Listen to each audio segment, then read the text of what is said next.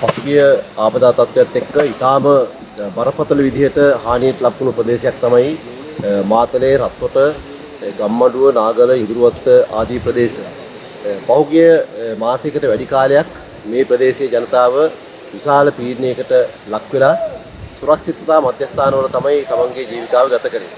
අපි විශ්වාස කරනවා නැවත වතාවක් මේ ජනතාවගේ ජීවිතය යථාවත් කිරීමේ උවමනාවක් තිබෙනවා. විශේෂයෙන්ම මේ ප්‍රදේශවල මේ ජීවත් වෙච්ච ජනතාවගේ ඒ සතා සිව්පාවුන් ඒ වගේම දේපල බොහෝ ප්‍රමාණයක් මේ ස්ථානයේ තිබෙනවා. නමුත් මේ ආපදා තත්ත්වයත් එක්ක ඇතිවෙච්ච විනාශය නිසා තවදුරටත් ඔවුන්ට තමන්ගේ ඒ ගෙවල් දොරවල් වෙත යාමේ නොහැකියාවක් තිබෙනවා.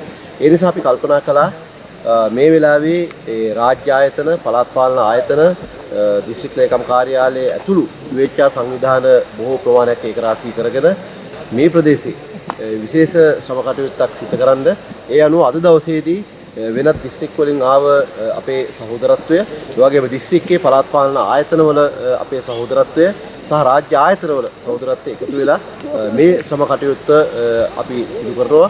අපි බලාපොරොත්තු වෙනවා මේ දින තුන ඇතුළත ජනතාවට යාමට ඒවට පුළුවන් ආකාරයට මේ මාර්ගය සකස් කරලා ජනතාවගේ ජන ජීවිතය යථාවත් කිරීම සඳහා යම් ආකාරයක ක්‍රියාමාර්ගයක් ගන්න. මහා ජනපෞරක් එකතු වෙලා මාතලේ දිස්ත්‍රික්කයට අමතරව ගම්පහ, කළුතර, ගාල්ල, මාතර වගේ ප්‍රදේශවලත් අපේ සම්බන්ධකම් සහිත මේ රටක් ව්‍යසනයෙන් ගොඩගන්න, විපතකින් ගොඩගන්න අනිත් මිනිස්සුන්ට දව් කරන්න කැමති ශ්‍රම හමුදාවක් එකතු වෙලා මේ දවස් 3 ඇතුළත ගම්මඩුව නාගල ඉඟුරුවත්ත පාර තාවකාලිකව ගමනාගමන සුදුසු මට්ටමට හදාගන්න තමයි අපේ මේ උත්සාහය. මේ වෙනකොට සාමාන්‍යයෙන් පිරිස වශයෙන් ගත්තොත් 300ක් 400ක් වගේ ප්‍රමාණයක් මේ වෙනකොට සම්බන්ධ වෙලා තියෙන වැඩසටහනට දවස් 3ක් මේ වැඩසටහන අඛණ්ඩව ක්‍රියාත්මක වෙනවා. මේකට ප්‍රධානම හේතුව වෙන්නේ අතිශය නායම් වලට ලක් වෙලා අසරණ වෙලා ඉන්න නාගල ඉඟුරුවත්ත ගම්මඩුව ප්‍රදේශයේ ජනතාවට තමන්ගේ බඩුමුට්ටු ටික හරි අරගෙන කුලී නිවසකට පදිංචිට යනවනම් ඒ අදාළ පහසුකම හදාගන්න, ප්‍රවාහන පහසුකම හදාගන්න තමයි මේ උත්සාහය අපි දරන්නේ.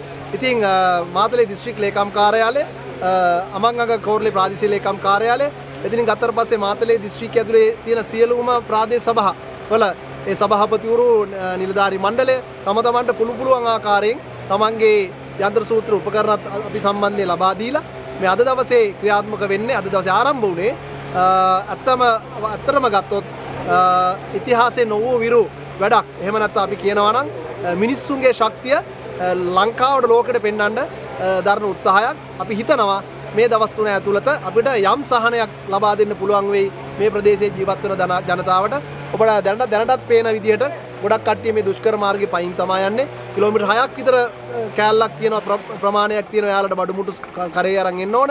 අපි ඉතින් උත්සාහ දරනවා මේ වර්තමාන ආණ්ඩුව, ජාතික ජනබලවේගයේ ආණ්ඩුවට ශක්තියක් වෙන සහෘදයින් පිරිස ජනතාව ජාති ආගම් කුල මත ભેදයකින් තොරව අද ඇවිල්ලා ප්‍රදේශයේ මහජන නියෝජිතත් එක්ක එකතු වෙලා මේ කරන කාර්යයට මේ අවස්ථාවේදී පිට පළාත් වලින් ඇවිල්ලා අපිට සහාය දක්වන විශේෂයෙන් ගම්පහ, ජායල, අනිත් පැත්තෙන් ගත්තොත් එහෙම කළුතර වගේ ප්‍රදේශවල වල අපේ ආදරණීය ඒ සහෝදරයන්ටත් මාතලේ දිස්ත්‍රික්කයේ සියලුම ප්‍රාදේශීය සභා නියෝජනය කරින් පැමිණලා ඉන්න සියලුම සහෝදරින්ටත් මේ දවස් 3 මේ වැඩේ කරන්න දෙන සහායට අපි හදවතින්ම ස්තුතිවන්ත වෙනවා. මේ වැඩසටහන සම්බන්ධීකරණයේදී මාතලේ දිස්ත්‍රික්කයේ ප්‍රධාන ආසන 4ෙම අපේ මහජන නියෝජිතවරු, විශේෂයෙන් ගත්තොත් එහෙම අපේ බුද්ධ ශාසන ආගමික කටයුතු නියෝජ්‍ය අමාත්‍යතුමා, ගමගේ දිසානායක අමාත්‍යතුමා මේ සම්බන්ධීකරණ අපිට සහාය වෙනවා.